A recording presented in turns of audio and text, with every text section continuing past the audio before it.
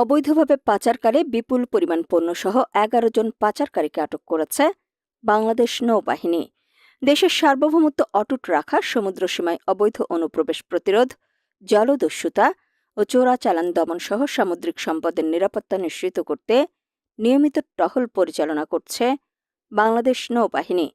নৌবাহিনীর পক্ষ থেকে জানানো হয়, 14 সেপ্টেম্বর মিয়ানমারে অবৈধভাবে পাচারকালে বিপুল পরিমাণ পণ্য সামগ্রী সহ একটি বোট এবং 11 জন পাচারকারীকে আটক করেছে বাংলাদেশ নৌবাহিনী যুদ্ধজাহাজ সমুদ্র অভিযান।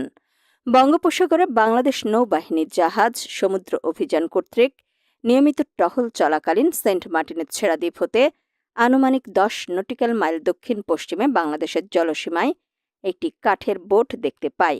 এ সময় বোটটির গতিবিধি সন্দেহজনক মনে হলে নৌবাহিনী জাহাজ বোটটির কাছে যেতে থাকে।